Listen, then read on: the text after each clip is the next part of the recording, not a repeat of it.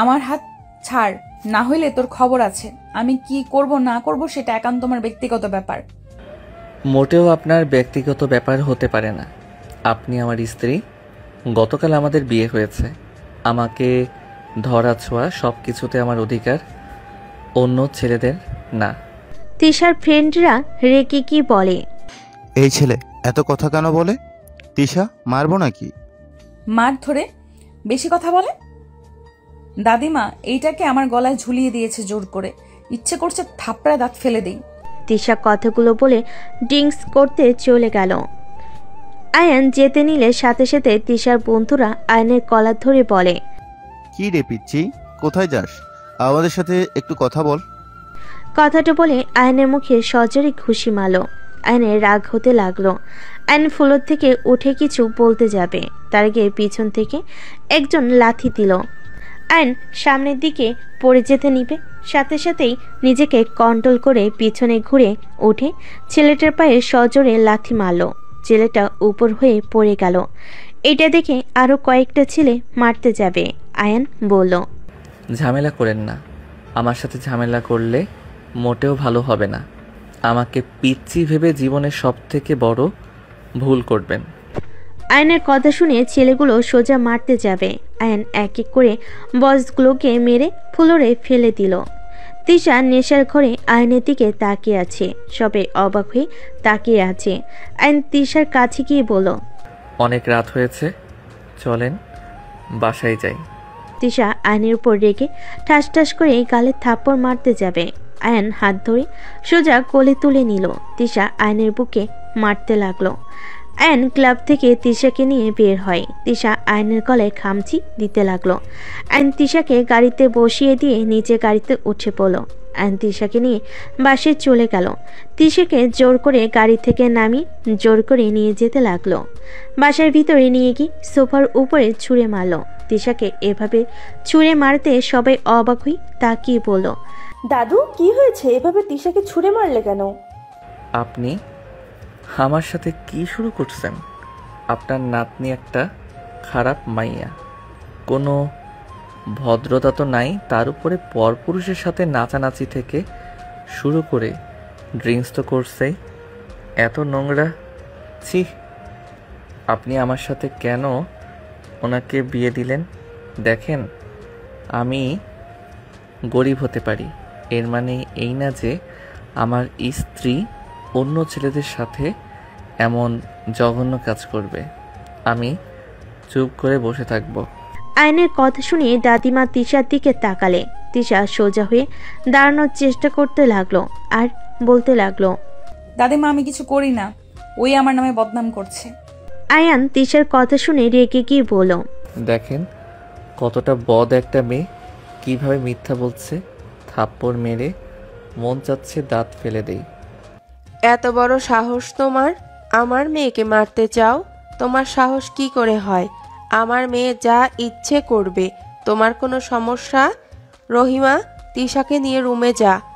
Aunty, মাথা গরম আর করেন না, আমার সাথে লাগতে আসলে কিন্তু আপনার মেয়ের জীবন অতিষ্ঠ বানিয়ে ফেলবো। আম্মা, আপনি এই ছেলের সাথে বিয়ে দিয়েছেন, ওর কথা শুনেছেন? ওই কি বলছে? আপনার আদরের নাতনির জীবন অতিষ্ঠ করবে, আর আপনি চুপ করে আছেন। আয়ান তিশাকে নিয়ে রুমে যাও। আর বৌমা তুমি চুপ থাকো, ওদের স্বামী স্ত্রীর ভিতরে তুমি ঢুকো না। আয়ন তিশার হাত ধরে টেনে নিয়ে যেতে লাগলো। তিশার আম্মু কিছু বলতে গেলে দাদিমা থামিয়ে দিলেন। আয়ন তিশার রুমে গিয়ে খাটে ছুঁড়ে মেরে পড়ল, বাসরাতে কি বলছিলেন আপনাকে টাচ না করতে?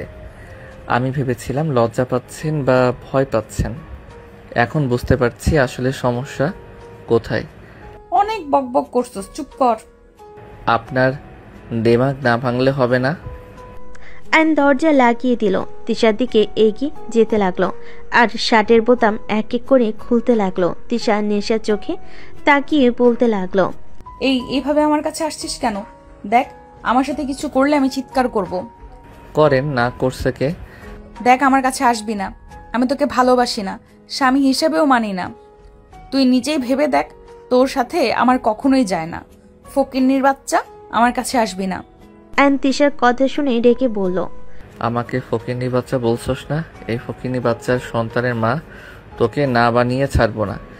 এই একদম আমার কাছে আসবি না। তিশা পিছাতে গেলে আয়ন তিশার পা ধরে টান দিয়ে নিজের দিকে নিয়ে আসলো। তিশা আয়নকে মারতে লাগলো। আয়ন তিশার দুহাত খাটের সাথে চেপে ধরে কিস করতে লাগলো। আস্তে আস্তে তিশা কান্না করতে লাগলো। আয়ন নিজের মতো করে আদর করতে লাগলো। আদর শেষ হলে আয়ন দেখে তিশা অজ্ঞান হয়ে গেছে। আয়নের মাথা ঠান্ডা হওয়াতে তিশাকে দেখে নিজের উপর রাগ হতে লাগলো। ছি, এইটা কি করলাম রাগের বশে? যা করছি ভালো করছি, বেশি বার বেড়েছে। কি যে করি? পানি, হ্যাঁ পানি নিয়ে আসি। আয়ন খাট থেকে নেমে সোজা পানি নিয়ে এসে তিশার মুখের উপর ছিটিয়ে দিতে লাগলো। তিশা জ্ঞান ফিরে আয়নকে দেখে লাথি দিয়ে সরিয়ে দিল। আয়ন ফ্লোরে পড়ে গেল। তিশা উঠে বসে বলল, জানোয়ার কোথাকার, তোকে আমি খুন করে ফেলবো। আয়নের রাগ হতে লাগলো। আয়ন ফ্লোর থেকে উঠে জোরে ধমক দিলে তিশা চমকে উঠে কান্না করতে লাগলো। আয়ন তিশাকে বলল, ব্যবহার ভালো করতে পারেন না। যত আমার সাথে খারাপ ব্যবহার করবেন তত আমি আপনার উপরে অধিকার খাটাবো। চুপ, তুই নিজেকে পুরুষ ভাবস নাকি? তুই তো কাপুরুষ। যে ছেলে স্ত্রীর অনুমতি ছাড়া জোর করে অধিকার খাটায় সে একজন কাপুরুষ। ভালো হয়েছে আমি কাপুরুষ। তারপর কান্না থামান, মেজাজ গরম হচ্ছে, ঘুমাবো। আয়ান তিশাকে সরিয়ে দিয়ে শুয়ে পড়ল। তিশা গুনগুন করে কাঁদতে লাগলো। অনেকক্ষণ কান্না করতে লাগলো। আয়নের খারাপ লাগতে লাগলো। আয়ন তিশার দিকে ঘুরে তিশাকে জোর করে বুকের উপরে নিয়ে জড়িয়ে ধরলে তিশা আয়নের বুকে রাগে কামড় দিল। আয়ন ব্যথায় ধাক্কা দিয়ে সরিয়ে দিয়ে বলল, ফালতু মেয়ে, মাংস খান নাই নাকি? এত বড়লোক বাড়ির মেয়ে, তাও আমার মাংস খেতে আসেন? তোর সাহস অনেক বেড়েছে। একবার সকাল হতে দে, তোর যে আমি কি হাল করব তোর কল্পনাতেও নাই। তুই কার সাথে লাগছস? আরে ঘুমাতে দেন, কান্না থামান। সকালের ব্যাপার সকালে দেখা যাবে। আয়ন লাইট অফ করে দিয়ে ঘুমিয়ে গেল। তিশার আগে শুয়ে থেকে ফোঁস করতে লাগলো। রাত 3টার দিকে তিশার মাথায় শয়তানি বুদ্ধি আসলো। তিশা ফোনের লাইট জ্বালিয়ে আয়নের দিকে ধরলো। তিশা ওর বালের সাথে নিয়ে আয়নের মুখের উপর চেপে ধরলো। আয়ন ঘুমের ভিতরে দম বন্ধ হয়ে আসলেই ছটফট করতে লাগলো। আয়ন বুদ্ধি করে ছটফট করা বন্ধ করে মরার মতো শুয়ে থাকলে তিশা বালিশ সরিয়ে হাসতে হাসতে বলল, বাহ, বেশিক্ষণ ধরা লাগলো না। আগেই উপরে চলে গেলি। আমার সাথে খুব ভাব নিচ্ছিলি তাই না? আমার উপর জোর করলে রাগ এখন খাটা। কি হলো? উঠে উঠে খাটা বলছি। তিশা কথাগুলো বলে হাসতে লাগলো। তিশা লাইট জ্বালিয়ে দিল। সাথে সাথেই আয়নের দিকে তাকাতেই আয়ন উঠে বসে জোরে সজোরে থাপ্পড় মেরে বলল, আপনি আমাকে খুন করতে নিয়েছিলেন। আপনি এত নিচে নামতে পারলেন কিভাবে? আমি তো ভাবতে পারছি না আপনি মানুষ খুন করেও হাসতে পারেন। তুই মরস নাই কুত্তা? তোর এত বড় সাহস, আমাকে থাপ্পড় মারলি। এখন মারস নাই কি হয়েছে? সময় কি গেল নাকি? ছি, এত খারাপ মন মানসিকতা। আমি তো আপনার সাথে জোর করে নিজের প্রতি রাগ ঘৃণা হচ্ছিল। আমি জানি আপনার সাথে কাজটা আমি ঠিক করি নাই, বাট আমি তো আপনার হাজব্যান্ড। আপনি কিভাবে আমাকে খুন করতে নিলেন? আমাকে এত ঘৃণা করেন আপনি? কিসের স্বামী? আমি তোকে স্বামী হিসেবে মানি না। হ্যাঁ, আমি তোকে ঘৃণা করি। তোর মতো ছোট লোকের সাথে আমি সংসার করতে চাই না। আমি তোকে কোনোদিনও স্বামী হিসেবে মানব না। ওকে, ঠিক আছে। আপনাকে আমি বলছি, আপনার ফ্যামিলির সামনে আমরা স্বামী স্ত্রী।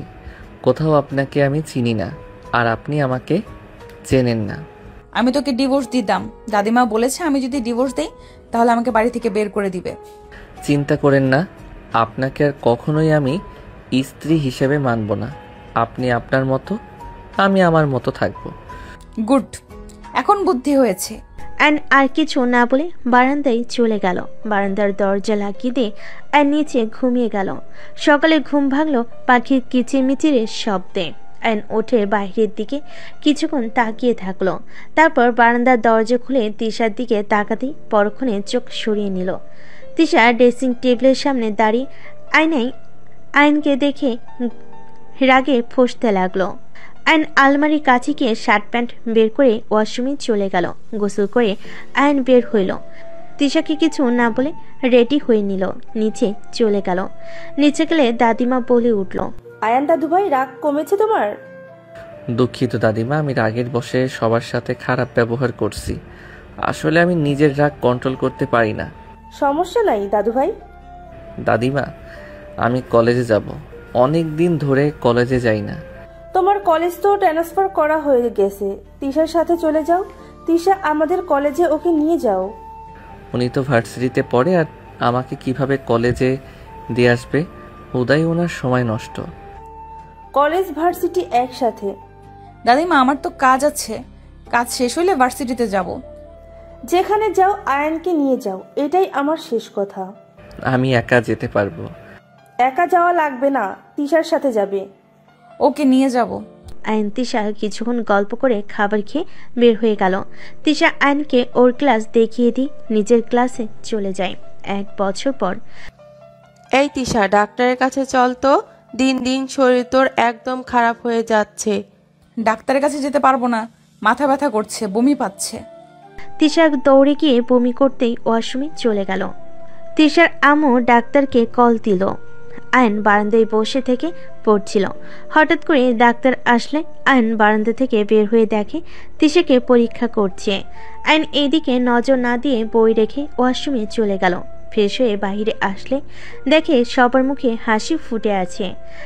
আয়নের ওদের হাসি দেখে কোনো আগ্রহ হইল না জানতে কি হয়েছে। দাদিমা বলে উঠল, অভিনন্দন দাদু ভাই, তুমি তো বাবা হতে চলেছ। দাদিমার কথা শুনে আয়ন ভুরু কুচকে তাকালো। আয়নের মুখটা এক নিমিষে কালো হয়ে গেল। দাদি এসে আয়নকে বলল, কি ব্যাপার আয়ান, তুমি খুশি হও নাই? আয়ন নিজের মুখে হাসি রেখা টেনে বলল, আলহামদুলিল্লাহ, এইটা তো খুশির খবর। এখন থেকে বউয়ের খেয়াল রাখো। ইনশাআল্লাহ। সবাই কিছুক্ষণ থেকে নিচে চলে গেল। আয়ন দরজা লাগিয়ে দিয়ে হাসি মুখে সোফায় বসে বলল, তা তিশা চৌধুরীর বাচ্চার বাবাকে জানিয়েছেন? আয়নের কথা শুনে তিশার হাসি মুখ এক নিমিষেই হাসি হারিয়ে গেল। আয়নের দিকে তাকিয়ে বলল, কি বলতে চাও? কি বলছি শুনেন নাই নাকি? আমি বলছি বাচ্চার বাবাকে। ও আপনি যে মেয়ে, আপনি নিজেও জানেন কিনা আল্লাহ ভালো জানে। যাই হোক, এখন অন্তত নিজেদের সন্তানের কথা ভেবে এইসব পার্টি নেশা করা বাদ দেন। আয়ান, এটা তোমার বাচ্চা, বিশ্বাস করবে কি? আমার বাচ্চা? হ্যাঁ, অবশ্যই। আপনি আমার স্ত্রী যখন আছেন তখন তো অবশ্যই আমার বাচ্চা হিসেবে পরিচয় বড় হবে, সমস্যা নাই। অন্যের বাচ্চাকে মেনে নিতে, তা আপনার বাচ্চার বাবাকে বলেন আপনাকে বিয়ে করতে। আমি যত তাড়াতাড়ি পারি আপনাকে ডিভোর্স দিব। আয়ন কথাটা বলে রুম থেকে বের হয়ে গেল। তিশা আয়নের চলে যাওয়ার দিকে তাকিয়ে থাকলো।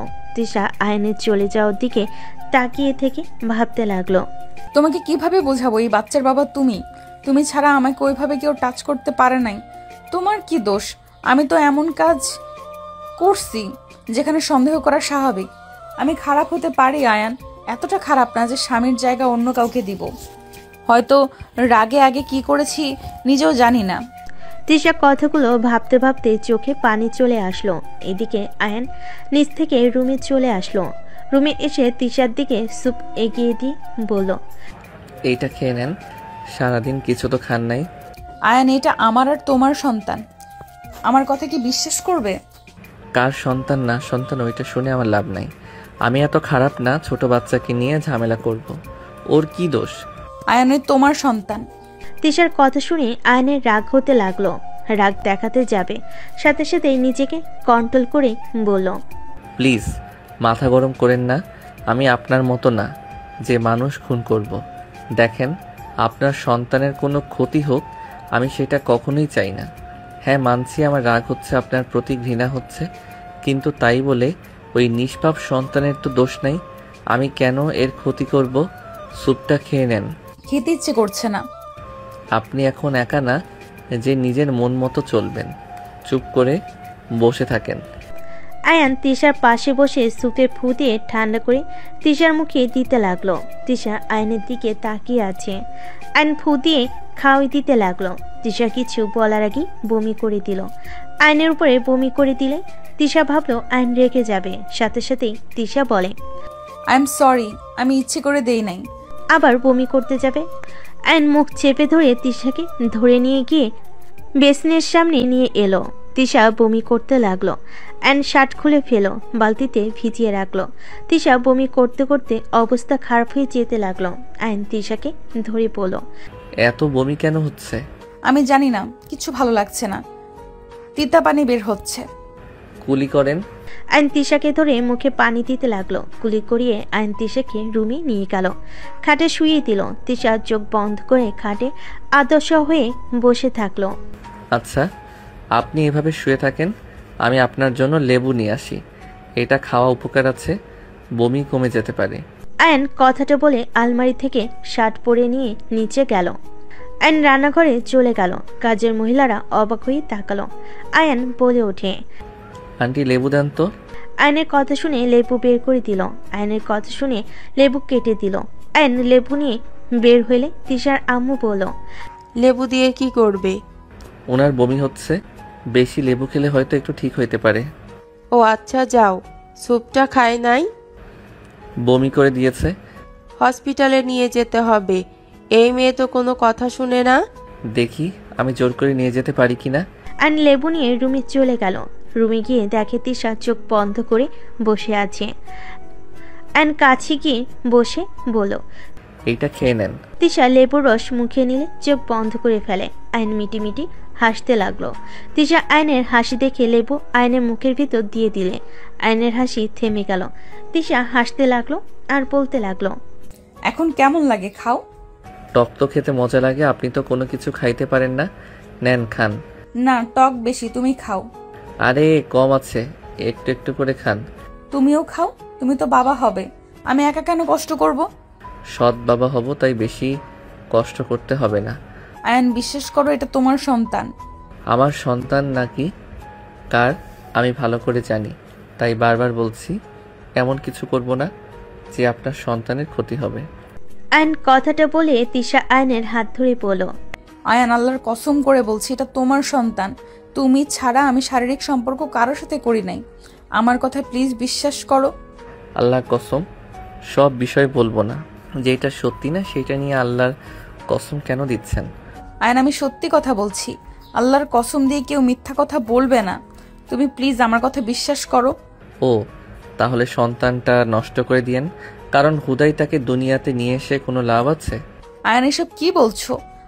আমি চাই না আমার সন্তান আপনার পেটে জন্ম নিক। আমাকে এত ঘৃণা করো যে আমার পেটে তোমার সন্তান জন্ম নিক? তুমি চাও না?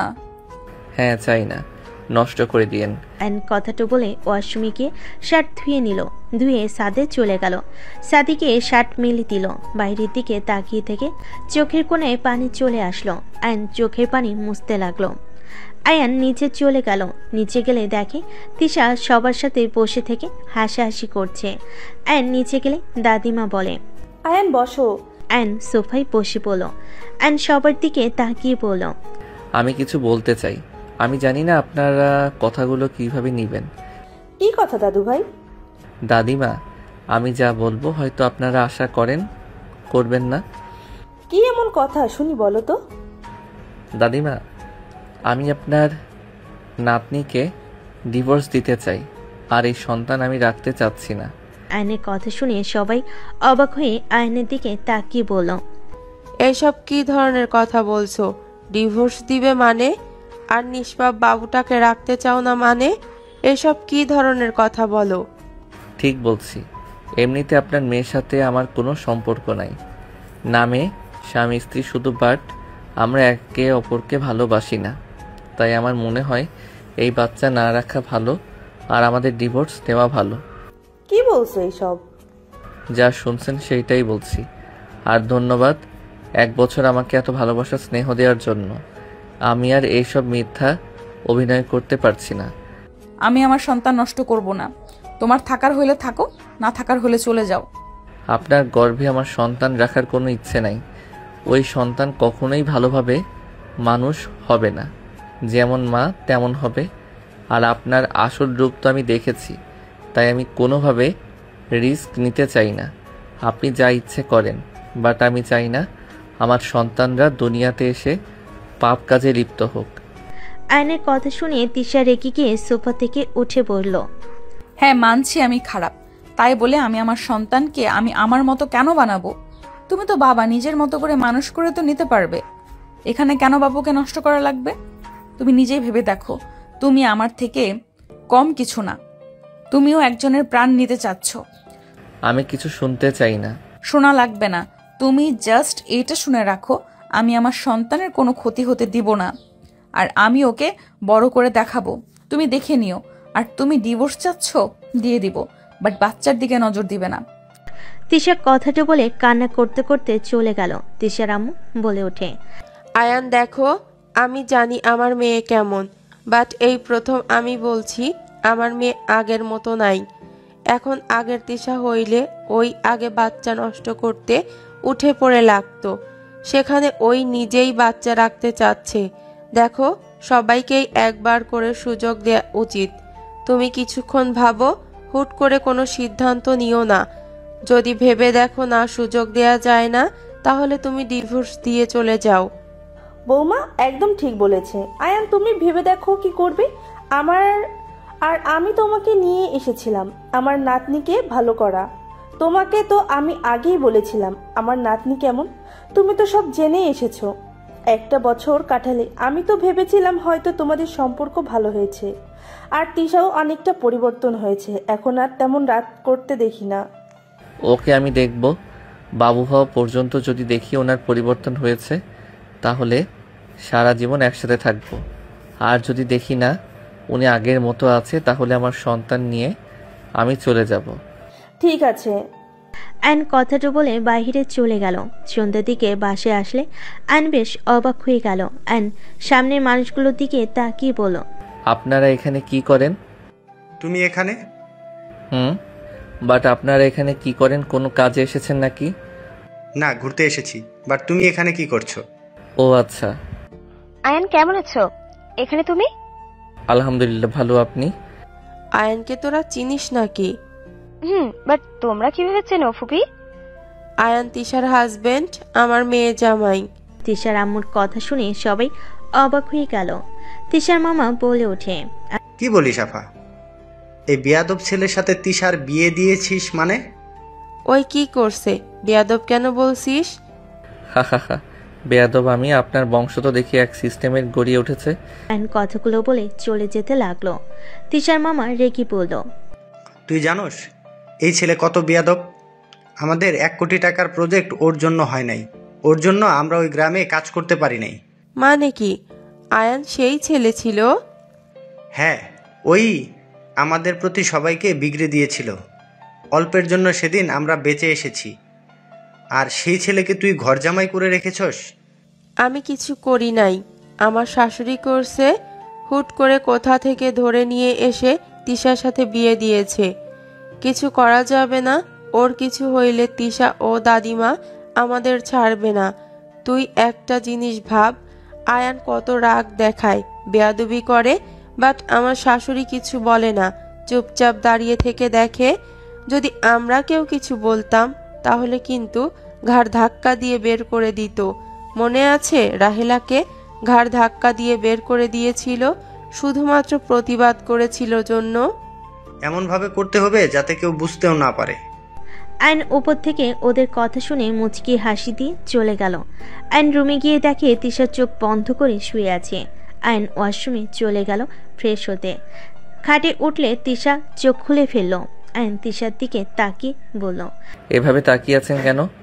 একটু হাত দেই আপনার পেটে। কেন? তুমি তো চাও না এই সন্তান পৃথিবীতে আসুক, তাহলে পেটে হাত দিয়ে কি বুঝতে চাও? আপনার ব্যবহারে বলতে হয়েছে। কোন বাপ চাইবে নিজের সন্তানকে খুন করতে? আপনার ব্যবহারের কারণে বলতে বাধ্য হয়েছি। সরেন, আপনার থেকে অনুমতি নিতে আমার বয়ে গেছে। আয়ন তিশার কাছে গিয়ে ওর 3 পিসের কিছুটা উপরে তুলে চুমু দিলে তিশা কেঁপে উঠল। আয়ন পেটের কাছে মুখ নিয়ে বলল, বাবু সরি, তোমাকে নিয়ে অনেক বাজে কথা বলছি। আমার কি দোষ বলো? তোমার আম্মু আমাকে রাগের বশে খুন করতে নিয়েছিল। সেখানে তুমি হইলে যদি ওই তোমাকে রাগের বশে কিছু করে, আর তোমার আম্মুর যে রাগ, ওই রকম রাগ যদি তোমার হয়, তাহলে তো আমি বাবা হিসাবে বাধ্য হয়ে যাব। স্বামী হিসেবে তো সেই দিন বাধ্য হয়ে গেছি, বাবা হিসেবে ব্যর্থ হতে চাই না আমি, তাই উল্টাপাল্টা কথা বলছি। আয়ন পেটের সামনে কথাগুলো বলতে লাগলো। তিশা আয়নের কথাগুলো শুনে নিজের চোখের পানি ধরে রাখতে পারল না, ডান হাত দিয়ে বারবার চোখের পানি মুছতে লাগলো। আয়ন তিশার পেটে নাক ঠিকই আদর করতে লাগলো আর চুমু দিতে লাগলো। আয়নের ফোন বেজে উঠলে আয়ন খাট থেকে নেমে পড়ল। তিশা আয়নের দিকে না দেখার ভান করে চোখ বন্ধ করে রাখলো। আয়ন দরজার কাছে যেতে সাথে সাথে রাইসা আয়নের কাছে এসে গালে কিস করে বলল, তোমার আর তিশার ভিতরে যে কিছু নাই আগে বলবে না? তোমাদের বিয়ের কথা শুনে তো আমি যেন আকাশ থেকে পড়েছি। আমার গালে কিস কেন করলেন? তোমাদের ডিভোর্স হলেই আমি তোমার দ্বিতীয় নম্বর বউ হব। তো কিস করছি, সমস্যা কি? এত রাগ দেখাচ্ছ কেন? তোমার হবু বউ তো তোমাকে কিস করেছে। আয়নের রাগ হতে লাগলো। পিছনে তিশার দিকে তাকালে দেখে তিশা তাকিয়ে আছে। আয়ন কিছু না বলে চলে গেল। তিশা রাগে মনে মনে ভাবতে লাগলো, রাইসার বাচ্চা, আমার জামাইয়ের গালে কিস করা! একবার শুধু আমার জামাইয়ের সাথে মিল হোক, তোর যে আমি কি হাল করব। তিশা কথাগুলো ভাবছিল। রাইসা তিশার সামনে বসে পড়ল। কিরে, ডিভোর্স হয়ে যাবে, যেখানে বেবি রেখে কি হবে? নষ্ট করে দিলে তো পারিস, নাকি তোর প্রতি মায়া বাড়ানোর জন্য এমন করছিস? আরে যা বাবা, আমি কি বলি, তোদের তো একে অপরের প্রতি কোনো ভালোবাসা নেই। তিশার রাগ হতে লাগলো। তিশার মন চাচ্ছে একটা লাথি দিয়ে রাইসাকে ফেলে দিতে। রাইসা তিশার দিকে তাকিয়ে বলল, কিরে, এভাবে ড্যাব ড্যাব করে তাকিয়েছিস কেন? তোকে কে বলেছে আমাদের মাঝে কিছু নাই? আমাদের মাঝে যদি কিছু না থাকতো তাহলে আমি আয়নের বাচ্চার মা কিভাবে হইলাম? সেটাই আমি কিভাবে জানবো? এটাই তো অন্য কারো বাচ্চা হতে পারে। তোর কি মনে হয় আমি কেমন মেয়ে? আমি যতটুকু জানি ভালো, বাট তোর জামাই তো তোকে দেখেছে ছেলেদের সাথে নাচানাচি করতে। এতে তোর জামাই যে তোকে বিশ্বাস করবে না এটা আমি গ্যারান্টি দিয়ে বলতে পারি। যদি আমি প্রমাণ করে দেই এই বাচ্চা আরে না অন্য কারো, এটাই ওর বিশ্বাস করবে, কারণ ওই তো আর জানে না তুই যে ছেলেদের সাথে নাচানাচি তো দূর, কাউকে কাছে আসতে দিস না। রাইসার কথাগুলো বলে হাসতে লাগলো। তিশার রাগ হতে লাগলো। আইন রুমে ঢুকতেই রাইসা বলে ওঠে, আয়ন বেবি, তুমি কিন্তু আগের থেকে অনেক স্মার্ট আর কিউট হয়েছো। আগের মতো তেমন একটা বাচ্চা বাচ্চা লাগছে না, আর অনেক হট হয়েছো। কয়টা রিলেশন শুরু করেছো? দেখো, বিয়ের পর কিন্তু একদম মেয়েদের সাথে কথা বলতে পারবে না। রাইসার কথা শুনে আইন রাইসার দিকে হাসি মুখে বলল, তাই নাকি? আমার বউ তো আপনার থেকে দ্বিগুণ সুন্দর। তাকে রেখে রিলেশন করতে পারলে আপনি কোন ছাই যে আপনাকে রেখে রিলেশন করতে পারবো না? আইনের মুখে কথাটা শুনে তিশার খারাপ লাগলো, একদিকে ভালো লাগলো। রাইসার মুখ ছোট হয়ে গেল। আইন রাইসাকে বলল, তা হবু বউ, আপনার সাথে আমার কিছু কথা আছে, চলেন তো। কি কথা? আমার সাথে পাশের রুমে চলেন। আপনার ঠোঁটের ছোঁয়া মজার ছিল। আইনের কথা শুনে রাইসার লজ্জা পেয়ে গেল। তিশার বুকে ভেতরে যেন তোলপাড় শুরু হয়ে গেল। রাইসার ঠোঁটগুলো কামড়াতে কামড়াতে আয়নের হাত ধরে চলে যেতে লাগলো। তিশার আগে খাটের চাদর খামচিতে ধরলো। তিশার চোখ দিয়ে পানি পড়তে লাগলো। তিশা মনে মনে ভাবতে লাগলো, তিশা, তুই এখন কেন কান্না করিস? যখন তোকে ভালোবাসতে গেল তুই না খারাপ ব্যবহার করছিস, মেরে ফেলতেও নিয়েছিলি, এখন কেন কান্না করছিস? একদম কান্না করবি না, ওর যেখানে ভালো লাগবে সেখানেই তো যাবে। তিশা নিজের মনকে বুঝাতে লাগলো আর কান্না করতে লাগলো, আর এক হাত দিয়ে চোখ মুছতে লাগলো। এদিকে আইন রাইসার রুমে ঢুকতেই রাইসা খুশিতে দরজা লাগিয়ে আইনের কাছে গেলে যেই আইনকে জড়িয়ে ধরতে যাবে, সাথে সাথেই আইন ঠাস ঠাস করে থাপ্পড় মেরে খাটে ফেলে দিল। আয়ান রেগে পড়ল, তোর সাহস কি করে হয় আমার গালে কিস করার? আর আমার হবু বউ হবি তাই না? আর থাপ্পড় মেরে ঘুরিয়ে দিব? তুই ভাবলি কিভাবে আমার বউ থাকতে তোর মতো মেয়েকে বিয়ে করব? আমার বউকে আমি কখনোই ডিভোর্স দিব না, বুঝতে পারছস? আর দিলেও তোকে বিয়ে করব না, সারা জীবন দরকার হইলে সিঙ্গেল থাকবো। বেহাইয়া মাইয়া, আমার বউয়ের সামনে আমাকে কিস করস? ছেলে হইলে হাড্ডি ভেঙে দিলাম, ফালতু মাইয়া কোথাকার। আইন কথাগুলো বলে রুম থেকে বের হতে যেতে লাগলো। রাইসা কান্না করতে লাগলো। আইনকে পিছন থেকে জড়িয়ে ধরে আইন হাতের কনুই দিয়ে ধাক্কা মেরে ফেলে দিয়ে রুম থেকে বের হয়ে গেল। রাইসা রেগে বলতে লাগলো, কাজটাই ভালো করলি না আয়ান, আমিও দেখবো কিভাবে তোরা সুখে থাকিস। তোকে যদি এই বাড়ি ছাড়া না করেছি, আমার নামও রায়সা না।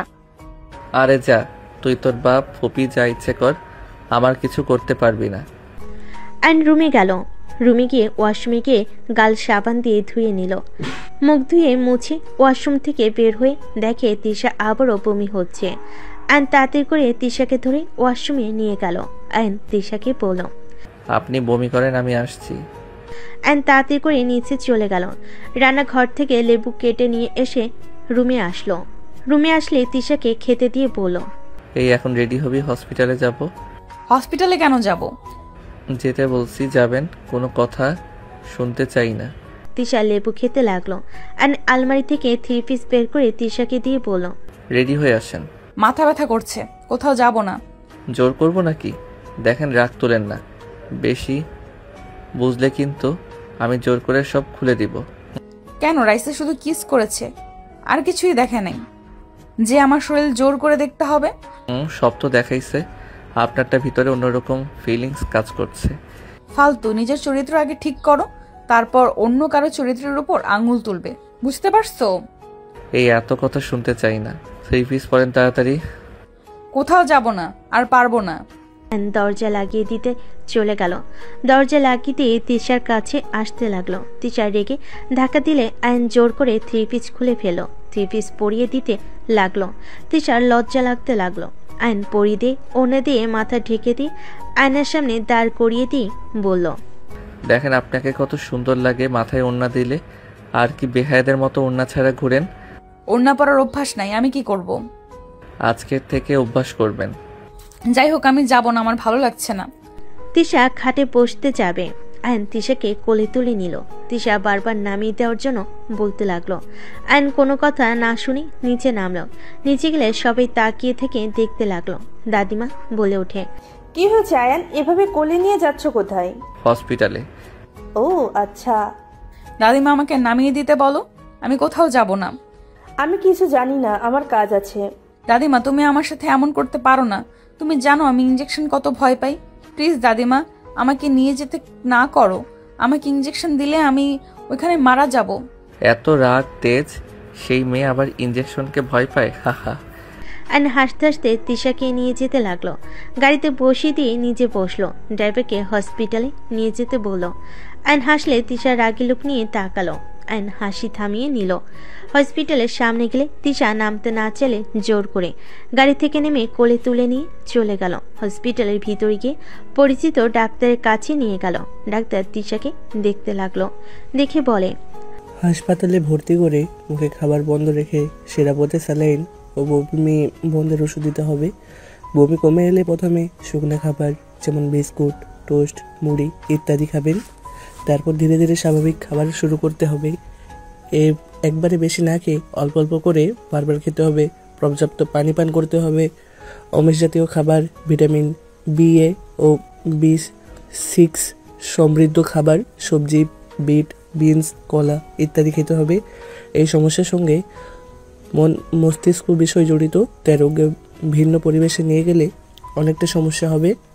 ডাক্তারের কথা শুনে তিশা বলে, না না, আমি হসপিটালেও ভর্তি হব না, আর স্যালাইন তো দূর। তিশা উঠে চলে যেতে নিবে। আয়ন জোর করে নার্সদের সাথে করে নিয়ে গেল। আয়ন ভর্তি করে দিল। ডাক্তার স্যালাইন দিতে গেলে তিশা ভয়ে কান্না করতে লাগলো। আয়ন তিশাকে জড়িয়ে ধরে বলতে লাগলো, আরে স্যালাইন কে দিচ্ছে? হুদাই ভয় পান কেন? ছি ছি, আপনি সামান্য সুইকে ভয় পান, আরে আমার তো দেখি আপনার থেকে বেশি সাহস। আয়ন তিশাকে রাগাতে লাগলো। তিশা আয়নের সাথে ঝগড়া করতে লাগলো। করতে করতে এর ভিতর হয়ে গেলে নার্সরা সব মিটিমিটি হাসতে লাগলো। ডাক্তার বলে, অনেকটা সমস্যা কমে হয়ে গেছে ঝগড়া, দুইজন থামাও, না হইলে দাদিমাকে কল দিয়ে বলবো তোমরা দুজন হসপিটালে এসেও ঝগড়া করছো। ডাক্তারের কথা শুনে তিশা ভুরু কুঁচকে তাকিয়ে বলে, সত্যি হয়ে গেছে। জি, হুদাই ভয় পান। এই স্যালাইন কবে শেষ হবে? যেভাবে পড়ছে জীবনেও 5 দিনের আগে শেষ হবে না। আমি এই কয়েকদিন কিভাবে এখানে থাকবো? আমি তো আছি। তুমি এখানে থাকবে তো? আমাকে একা রেখে যেও না প্লিজ। আরে না, ওই দাদিমাকে কল দিয়ে বলে দেই। আয়ন দাদিমাকে কল করে বলে দিল। কথা বলে তিশার পাশে বসে থাকতে লাগলো। একদিন থেকে আয়ন সকালে ডাক্তারের সাথে কথা বলে তিশাকে নিয়ে বাসায় চলে গেল। আয়ন রুমে গিয়ে গোসল করে নিল। গোসল করে বের হইলে তিশা বলে, খাবারটা খেয়ে নাও। আপনি ফ্রেশ হয়ে নেন, আমার অনেক ঘুম পাচ্ছে। খেয়ে ঘুমাও। আর সরি, আমার জন্য সারা রাত অনেক কষ্ট করেছো। আপনার জন্য কিছু করি নাই, আমার বেবির জন্য করেছি। কথাটা বলে আয়ন খাটের উপর শুয়ে পড়ল। তিশা ওয়াশরুমে চলে গেল। গোসল করে বের হইলে আয়নের দিকে তাকিয়ে দেখতে লাগলো। তিশা আয়নের দিকে কিছুক্ষণ তাকিয়ে থেকে পোশাক পরিবর্তন করে নিল। আয়নের পাশে গিয়ে শুয়ে পড়ল। আয়ন ঘুমের ঘরে তিশাকে জড়িয়ে ধরল। তিশা আয়নের বুকের সাথে জড়িয়ে নিয়ে শুয়ে থাকলো। দুপুরের দিকে আয়নের ঘুম ভাঙলে আয়ন দেখে তিশা ওর বুকে শুয়ে আছে। আয়ন তিশাকে সরিয়ে দিতে গিয়েও দিল না। আয়ন ভাবতে লাগলো, থাক ঘুমাক, গতকাল রাতে দুইজন ঘুমাতে পারি নাই, কত সুন্দরভাবে ঘুমাচ্ছে, ঘুমিয়ে থাক। আয়ন তিশাকে বুকে নিয়ে ওর ফোন চালাতে লাগলো। তিশার ঘুম ভাঙলে দেখে আয়ন নড়ছে, মুখ তুলে দেখে আয়ন টাইপিং করছে। আয়ন সাথে সাথে বলল, বুকটা ব্যথা করে ফেলছে, ঘুমানোর জায়গা পান না নাকি? বুকের উপরে এসে ঘুমান, বাবুর জন্য কিছু বললাম না।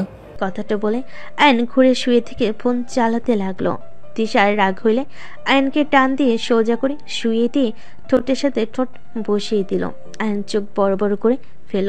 তিশা ছেড়ে দিয়ে বলল, ঢং করস তাই না? রাইসা কিস করলে জড়িয়ে ধরলে মজা লাগে, আর আমি একটু বুকে শুয়েছি তাতে বুক ব্যথা শুরু হয়ে গেছে তাই না? রাইসা থাকলে অনেক মজা লাগতো তাই না? একটু একটু লাগতো। পরপুরুষের সাথে যেমন আপনার থাকতে ভালো লাগে, আর সেখানে আমি তো ছেলে, আমার অবশ্যই ভালো লাগবে। তিশা আয়নের কথা শুনে চুপ হয়ে গেল। তিশা কিছু না বলে উঠে ওয়াশরুমে চলে গেল।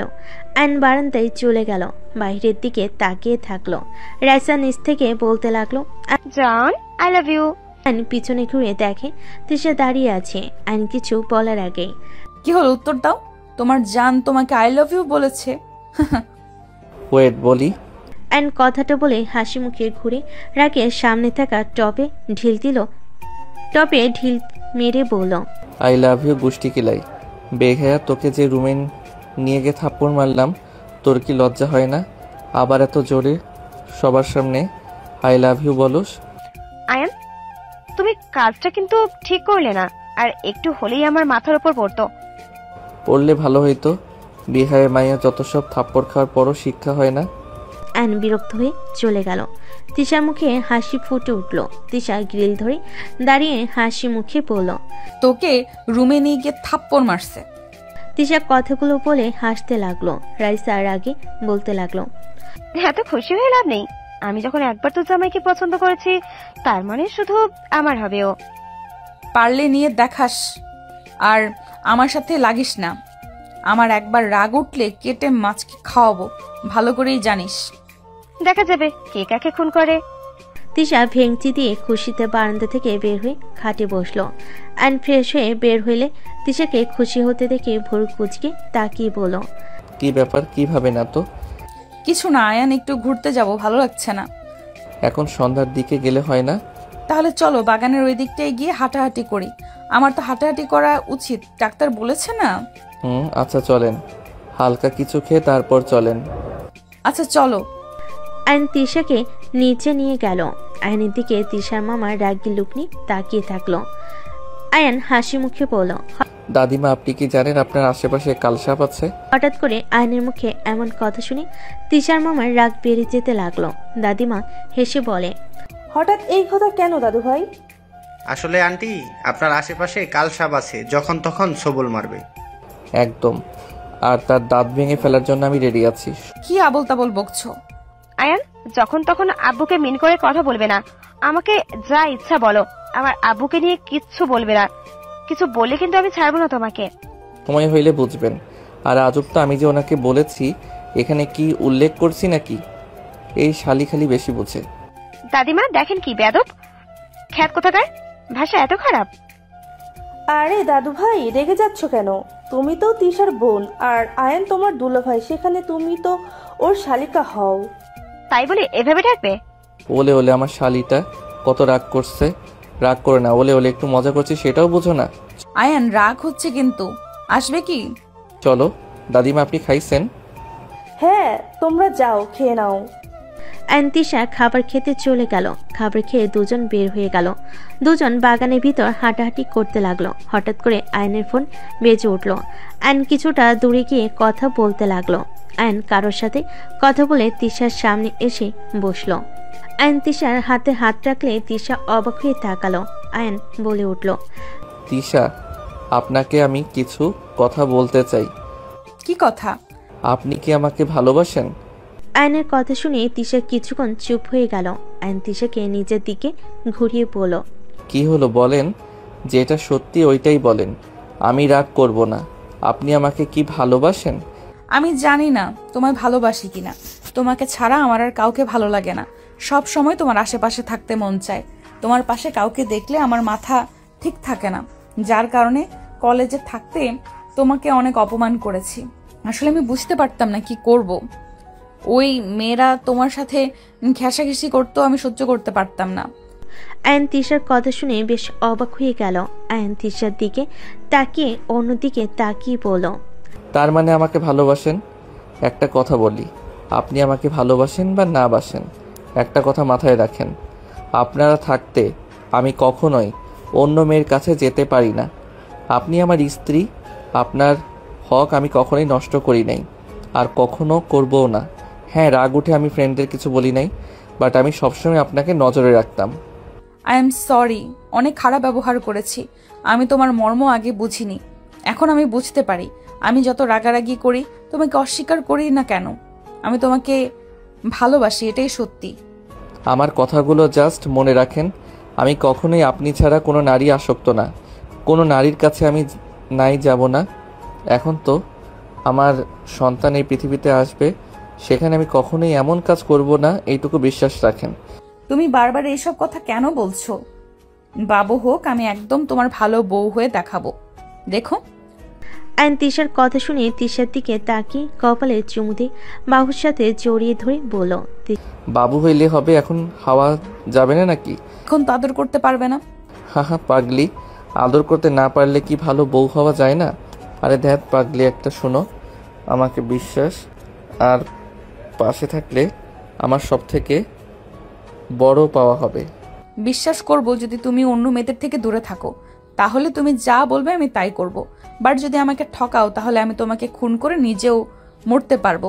তিশার কথা শুনে আয়ন ভুরকুচকে তাকিয়ে বলল, তাই নাকি? আয়ন তিশার কপালের সাথে কপাল লাগিয়ে নাকে নাক ঠেকিয়ে ঘুষা দিতে লাগলো। তিশা মিটি মিটি হেসে আয়নের কানে হুট করে কামড় দিলে আয়ন সাথে সাথে ভ্যাবেচাকা খেয়ে গেল আর বলতে লাগলো, এই কি করছেন, লাগছে তো। তিশা না ছাড়লে আয়ন তিশাকে কাতুকৃতু দিতে লাগলো। তিশা ছেড়ে দিয়ে হাসতে লাগলো। রাইসা এসে আয়নের পাশে চেয়ার নিয়ে বসলো। আয়ন তিশা হাসি থামিয়ে নিল। আয়ন উঠে তিশাকে মাঝখানে বসিয়ে দিল। আয়ন তিশাকে বলল, আচ্ছা শুনেন, আমি একটু বাহিরে যাব, সন্ধ্যার আগেই ফিরে আসব। কোথায় যাবে? একটু কাজ আছে। আচ্ছা যাও। আয়ন বাসা থেকে বের হয়ে গেল। বের হয়ে বাসে উঠে 30 মিনিট জার্নি করে বাস থেকে নেমে একটা বাসার ভিতর চলে গেল। গোসল করে ফ্রেশ হয়ে গাড়ির চাবি বের করে এয়ারপোর্টে চলে গেল। 10 মিনিট পর দুজন মানুষকে দেখে দৌড়ে গিয়ে জড়িয়ে ধরল। ওনারা দুজন আয়নের কপালে চুমু দিয়ে যেতে লাগলো। 3 জন গাড়িতে উঠে পড়ল। আয়ন বলল, মম, আমার কাজ সম্পূর্ণ হয়ে গেছে প্রায়, আর মম, আমি বাবা হতে চলেছি। আয়নের কথা শুনে আয়নের মমের রাগ হতে লাগলো, বাট আয়নের ড্যাডের মুখে হাসি ফুটে উঠল। সত্যি আমি দাদু হতে চলেছি? হ্যাঁ ড্যাড, বাট মামা আর তার মেয়ে আমাদের পিছনে লাগছে। আমার মন বলছে ওরা আমার কোনো ক্ষতি করবে, আর মামা আর বড় আম্মু প্ল্যান করেছে আমার ক্ষতি করার জন্য। আর দলিল আমি পেয়ে গেছি, আর বড় চাচ্চু ওনাকে খুন করে নাই, সব করছে বড় আম্মু। বাট এখন আমার হাতে তেমন প্রমাণ আসে নাই, তাই আর কিছুদিন সময় লাগবে। আমি জানতাম এটা বড় আপা করেছে, আমার কথা তো বিশ্বাস করতে না। বড় ভাইকে ছাড়াতে হবে, আর ভাবিকে শাস্তি দেওয়া দরকার। আর ওর ভাইটা বেশি বাড়ছে, দানা কেটে দিলে ঠিক হয়ে যাবে। ওইটা নিয়ে চিন্তা করেন না, বাট ড্যাড, আমার কেন জানি মনে হয় দাদিমা আমাকে চিনতে পারছে। উনি আমার সম্পর্কে জানে, কারণ আমি দেখেছি উনি সবার উপরে রেগে গেলে কখনোই আমার উপরে রেগে যায় না। আমি বেয়াদবি করলেও কিছু বলে না। আমারও মনে হয় জানো, উনি যতই খারাপ হোক, উনি ওনার নাতি নাতনিকে অসম্ভব ভালোবাসে। কখনো তাদের ভুল গুলো তার চোখে পড়ে না। মম ড্যাড, আরেকটা কথা বলার ছিল। কি কথা? ভাইয়া বেঁচে আছে। আয়নের কথা শুনে ওর মম ড্যাড দুজনই থমকে গেল। আয়নকে ধরে ওর আম্মু বলতে লাগলো, আয়ান, কি বলছিস? রাফিন বেঁচে আছে? কোথায় রাফিন? আমাকে ওর কাছে নিয়ে চল, আমি রাফিনের কাছে যাব। উফ আম্মু কুল, এই জন্য তোমাকে বলতে চাই নাই। সময় হোক আমি ভাইয়াকে নিয়ে আসব। আগে বড় আম্মু, মামা আর দুইজনকে শাস্তি দেওয়ার ব্যবস্থা করে ভাইয়াকে সবার সামনে নিয়ে আসব। আমি ওর কাছে যাব, আমাকে তো একবার ওর কাছে নিয়ে যাবি তো? নিব, অপেক্ষা করো। এত ধৈর্যহারা হইলে চলে? সব কিছু আস্তে আস্তে করতে হবে। তোমার কি মনে হয় ওরা বোকা নাকি? আমাকে পথ থেকে ছাড়ানোর জন্য প্ল্যান করে যাচ্ছে। তোমাকে আর ওই বাসায় যাওয়া লাগবে না, বাকিটা আমি দেখে নেব। না, আমার সন্তানের বিপদ। ওরা এমন মানুষ নিজের পর বুঝে না। আমি আমার সন্তানের কোনো ক্ষতি হতে দিব না। ওরা এখন প্ল্যান করছে তিশা থেকে আমাকে সরিয়ে ফেলার, আর বুঝে শুনে বাচ্চাটাকেও মেরে ফেলবে। এত নোংরা মানসিকতার মানুষজন কি বলবো। ড্যাড, আহমেদ নামে কাউকে চেনেন? একজনকে, যিনি কেন কি কহেছে। উনি আসলে কালপিট, এদের সাপোর্ট দিচ্ছে উনি। আহমেদ তোমার ফ্রেন্ড না? কি ড্যাডের বেস্ট ফ্রেন্ড মানে? হ্যাঁ। না, ওই এসব করতে পারে না। আমার মনে হয় না অন্য কেউ হবে হয়তো। আমার ওনাকে আগেই এমনিতেই সুবিধার লাগতো না। আয়ান, তার ছবি দেখালে চিনবি? হ্যাঁ। আয়নের মম ছবি বের করে দিলে আয়ন বেশ অবাক হয়ে গেল। আয়ন বলে ওঠে, আরে না মম, উনি না, উনি তো আমাকে। আয়ন কিছু বলতে কি থেমে গেল। আয়নের ড্যাড বলতে লাগলো, আমি বললাম না আমার ফ্রেন্ড এমন কিছু করতে পারে না। আয়ান, কি যেন বলতে চাইলি, চুপ হয়ে গেলি কেন? কিছু না মম। আয়ন ওর মম ড্যাডের সাথে কথা বলতে বলতে বাসে চলে গেল। বাসার অবস্থা খারাপ দেখে আয়নের মম বলল, ফাজিল, এগুলো কি করছিস? উফ আম্মু, রাতে কাজের বুয়া চলে আসবে, 3 দিন ছুটি চেয়েছে। আমি সেখানে না করতে পারলাম না। বুঝলাম, আমি রুমে যাচ্ছি, খাবার অর্ডার করে দে, রান্না করা সম্ভব না। দিচ্ছি, তুমি যাও। আয়নের মম ড্যাড চলে গেল রুমে। আয়ন খাবার অর্ডার দিয়ে বসের ঘরে সবকিছু গুছাতে লাগলো। আয়নের মম এসে দেখে সবকিছু আয়ন গুছিয়ে ফেলেছে। আয়নের দিকে তাকিয়ে ফিক করে হেসে ফেল। খুব তাড়াতাড়ি করে ফেলেছ? আমি তো করে নিতাম, তুই করতে গেছস কেন? মম, গ্রামে থেকে সবকিছু মোটামুটি পারি। অর্ডার মনে হয় চলে এসেছে। আয়ন খাবার রিসিভ করতে চলে গেল। খাবার রিসিভ করে আয়ন বলল, তোমরা বসো, আমি খাবার পরিবেশন করে নিয়ে আসি। তুই বস, আমি নিয়ে আসছি। না না মম, তোমার রান্নাঘরে যাওয়ার দরকার নাই, আমি যাচ্ছি। আয়ন চলে গেলে রান্নাঘরে গিয়ে সবকিছু ধুয়ে নিল। তারপর টেবিলের উপরে রেখে সবকিছু সাজাতে লাগলো। কাজ শেষ হইলে ওর মম ড্যাডকে বলল, তোমরা বসো, আমি ফ্রেশ হয়ে আসছি। আয়ন রুমে চলে গেল। রুমে গিয়ে ফ্রেশ হয়ে পোশাক পরিবর্তন করে নিল। নিচে গেলে আয়নের মম বলল, এটা আবার কি ধরনের শার্ট? ওই বাসায় এইসব পরি। আচ্ছা। বাসায় যাওয়া লাগবে। আমাদের সাথে থাকবি না? না, দিনে আসবো, রাতে থাকা যাবে না, আর বেশি আসতে পারবো না, ওরা সন্দেহ করবে। আর ভার্সিটিতে ক্লাসও আছে। তোমার বৌমা তো ওই ভার্সিটিতে আছে, পালানোর উপায় নাই। ওই মেয়ের সম্পর্কে আমি খোঁজ খবর নিয়েছি, মেয়েটা মোটেও সুবিধার না। আমাকে একদম ওর কথা বারবার বলবি না, মায়ের মতো হয়েছে। মম, এভাবে কেন বলছো? উনি যেমন হোক না কেন, উনি আমার স্ত্রী। জাস্ট শাট আপ, বেয়াদব ছেলে। বাবা মায়ের সামনে স্ত্রী স্ত্রী করতে লজ্জা লাগে না? আয়ন কিছু বলবে তার আগে আয়নের ড্যাড বলে, আয়ান থামো, এদিকে আসো। আয়ন ওর ড্যাডের কাছে গেলে ওর ড্যাড বলে, আরে কথা বাড়াও না। তোমার মম চাইছিল তোমার বিয়ে তার ভাইয়ের মেয়ের সাথে করাতে, সেইটা তো পারলো না। এখন আমার ভাতিজিকে সহ্য করতে পারছে না।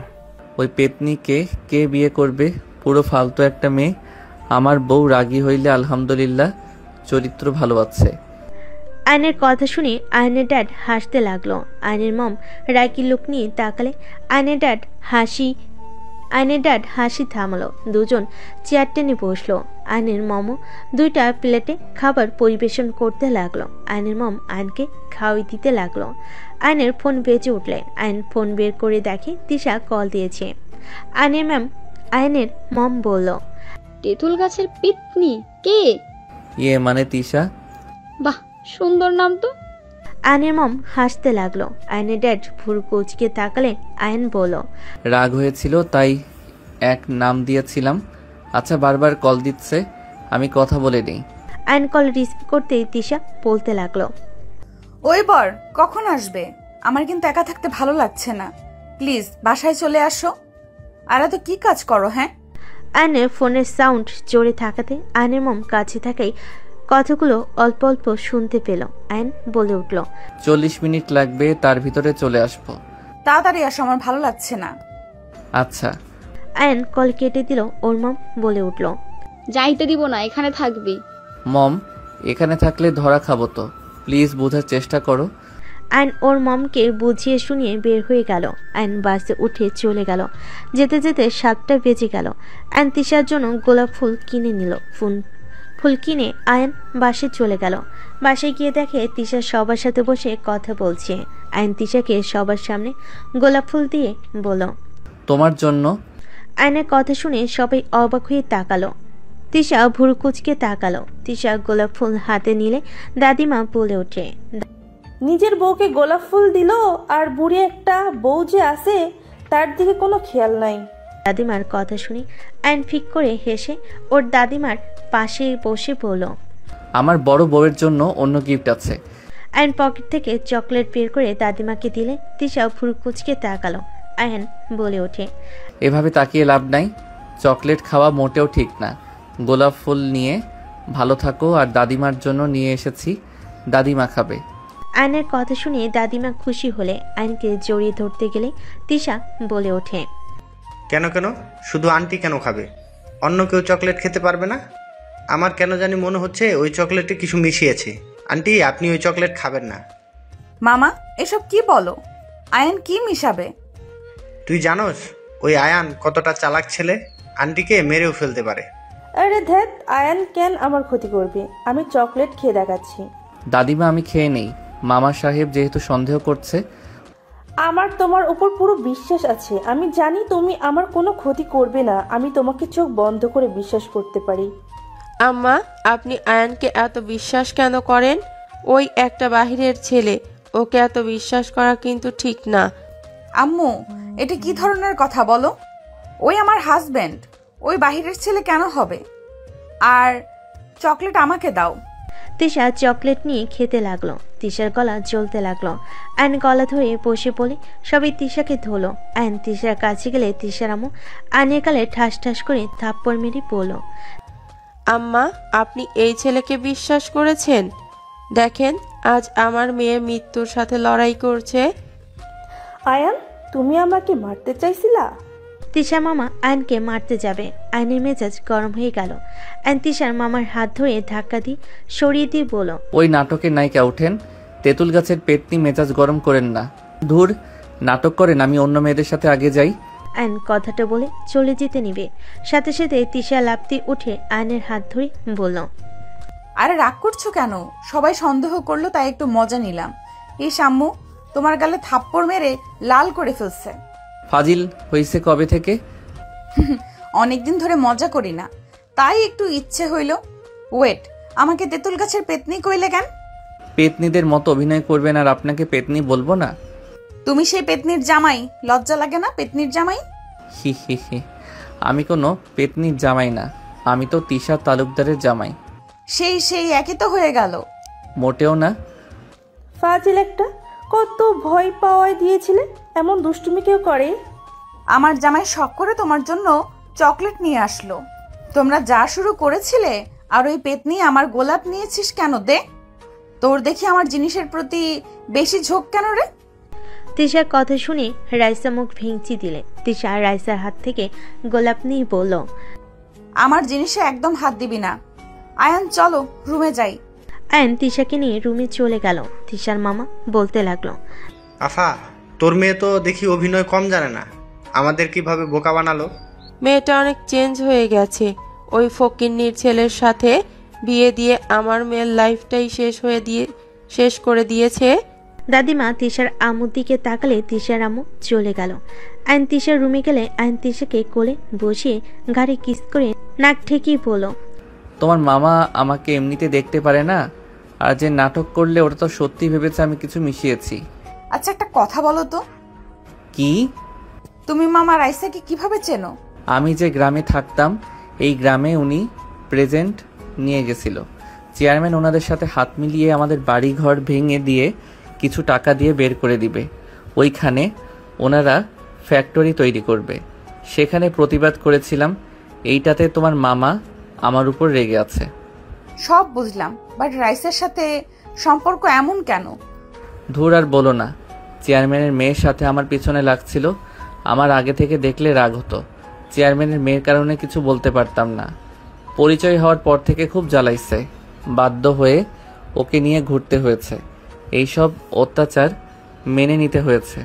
ও তুমি একদম ওর আশেপাশে থাকবে না, আমার ভালো লাগে না। ওর মতলব ভালো না, ওই তোমাকে আমার থেকে কেড়ে নিতে চায়। আয়ান একটা কথা বলি, আমাকে যেমন দেখছো আমি তেমন না। হ্যাঁ আমি রাগী, বাট এইটা না যে আমি পরপুরুষের সাথে নোংরামি করি। তুমি আমার সাথে গিয়েছিলে, তাই রাগে আমি ওদের সাথে নাচছিলাম। বুঝলাম। সেদিনে তোমার রাইসার কথা শুনে ফেলেছিলাম। এই জন্য আমার সাথে ভালো ব্যবহার করছো, তাই না? যদি শুনতে আমি সত্যি ওই রকম, তাহলে আমাকে ভালোবাসতে না। তেমন না, আমি তোমাকে ভালো করে নিতে চাইছিলাম। অতীত বাদ দিয়ে নতুন করে চলতে চাইছিলাম। আর একটা সন্তানের জন্য বাবা মা না থাকলে তার উপর দিয়ে কি যায় সেইটা আমি জানি। তাই আমি চাই না আমার সন্তান আমার মতো বাবা মাকে কাছে না পেয়ে একা একা বড় হোক। আচ্ছা আয়ান, তোমার বাবা মার কি হয়েছিল? তারা মারা গেলে তাদের কবর তো জিয়ারত করতে যাও না? আমার ফোন বাজছে, আমি কথা বলে আসছি। আইন কথাটা বলে বারান্দায় চলে গেল। কথা বলা শেষ করে আইন তিশার পাশে গিয়ে শুয়ে পড়ল। তিশা কোলে মাথা দিয়ে শুয়ে থেকে বলল, আচ্ছা তিশা, আমি যদি এই দুনিয়াতে না থাকি তুমি কি আমাকে ভুলে যাবে? এসব কি বলো? এসব মুখেও আনবে না। তোমাকে কিছু কথা বলার আছে। তুমি আমার কথা কি বিশ্বাস করবে? কি কথা? তোমার আম্মু, তোমার মামা আমাকে মেরে ফেলার প্ল্যান করছে। রাইসাকে দিয়ে তোমার মাঝে আমার মাঝে ঝামেলা বাঁধিয়ে দিতে চাচ্ছে। তুমি আমার উপরে রাগ করে আমাদের সন্তান নষ্ট করে দাও আর আমাকে ঘৃণা করো। পরে ওরা আমাকে খুন করে লুকিয়ে ফেলবে। কথা শুনে তিশা রেগে আইনকে ধাক্কা দিয়ে বলে, কি ধরনের ফালতু কথা বলো? আমার আম্মু কেন তোমাকে মারবে? তুমি আমার আম্মুকে নিয়ে বাজে কথা কোন হিসেবে বলছো? আমার কাছে প্রমাণ আছে। তুমি শুধু দেখতে থাকো, আমার কথাগুলো মনোযোগ দিয়ে শোনো, তারপর আস্তে আস্তে তুমি সব দেখতে পারবে। আইন তিশাকে সব খুলে বলে তিশা রেগে কি বলে, ওকে, যদি প্রমাণ মিথ্যা হয় তাহলে তোমার খবর আছে। ঠিক আছে। আইন তিশার সাথে কিছুক্ষণ কথা বলল। 10 দিন পর, আয়ান আমাকে ছেড়ে দাও প্লিজ, আমার এমন ক্ষতি করো না। আয়ান প্লিজ আমাকে ছেড়ে দাও, আমি তোমার সাথে আর লাগবো না প্লিজ। রাইসা এসব কথা বলে আয়নের সাথে নোংরামি করতে লাগলো। ভিডিও করা শেষ হলে রাইসা এডিট করে আয়নের দিকে তাকিয়ে বলল, জান ঘুমাও, ঘুম থেকে উঠলে তোমার লাইফে বড় একটা চমক আসবে। রাইসা কথাগুলো বলে আয়নের বুকের উপর শুয়ে থাকলো। আয়নের জ্ঞান ফিরে দেখে রুমের ভিতরে সবাই চিল্লাপালা করছে। আয়ন ভারী মাথায় উঠে পড়ল। আয়ন তিশার দিকে তাকিয়ে বলল, কি হয়েছে তিশা, এত চিল্লাচ্ছ কেন? তিশার মামা আয়নের সামনে এসে আয়নকে মারতে লাগলো। আয়নকে মারতে মারতে বলতে লাগলো, তোর এত বড় সাহস, আমার মেয়ের এত বড় সর্বনাশ করে এখন বলছস কি হয়েছে? আমি তোকে মেরেই ফেলবো। তিশার মামা আয়নকে মারতে মারতে নিচে নিয়ে যেতে লাগলো। আয়ন ওর দাদিমার পায়ের উপরে পড়তেই তিশার মামা বলে ওঠে, আন্টি, আপনার বাসায় থাকার এই নিরাপদ দিলেন? কি হয়েছে? এমন কেন করছো? আর আয়ানকে কেন মারছো?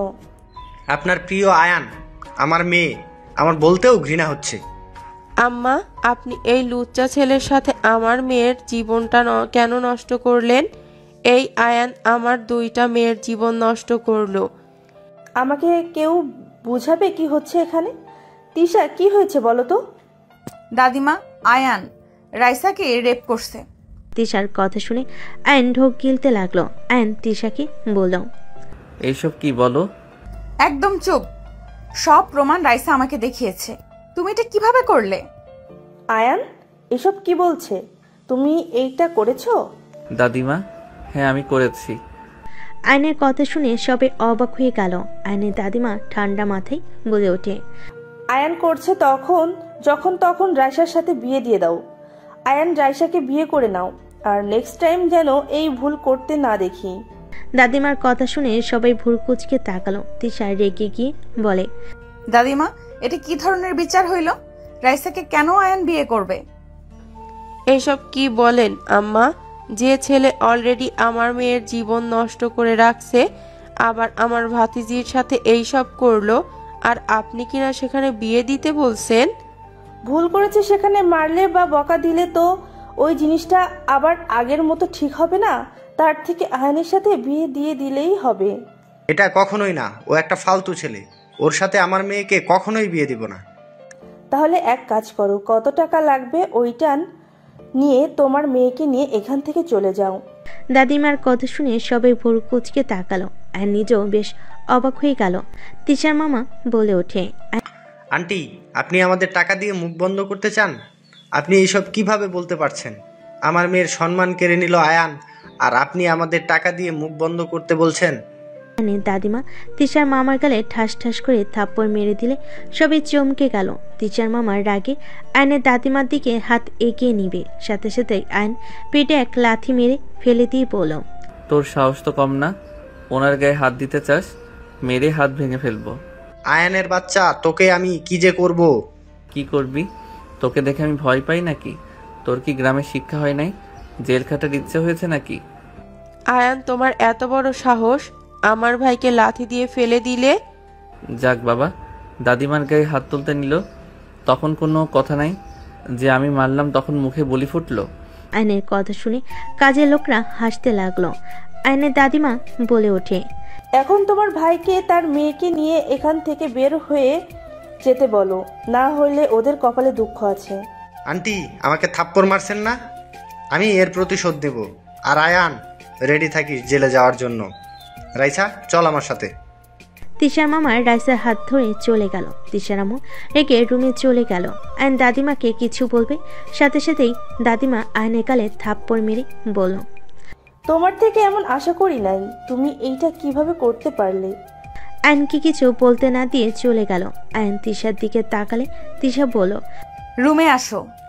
আয়ন তিশার সাথে রুমে গেল। তিশার রুমে দরজা লাগিয়ে দিয়ে লাঠি নিয়ে এসে আয়নকে মারতে যাবে। আয়ন লাফ দিয়ে বাড়ি লাগা থেকে বাঁচতে লাগলো। তিশা রেগে বলে ওঠে, কুত্তা, রাইসার সাথে যদি তোর বিয়ে হয়ে যায় তো লাথি মেরে কবরে পাঠিয়ে দিতাম। আর এই কাহিনী কি? দাদিমা তোকে এত ভালোবাসে কেন?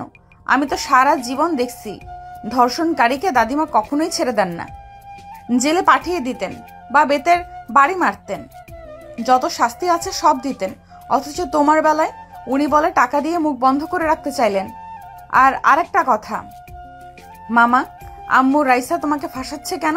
তোমাকে তো আগেই বলছি, আর আমি জানি না কেন এত ভালোবাসে। এই তুমি সত্যি সত্যি রাইসাকে জোর করছিলে না তো? আরে আমার তো জ্ঞান ছিল না, ওই জুসে তোমার আদরের বোন কি মিশিয়েছিল কে জানে। যাও ফ্রেশ হয়ে নাও, অনেক ঘুম পাচ্ছে।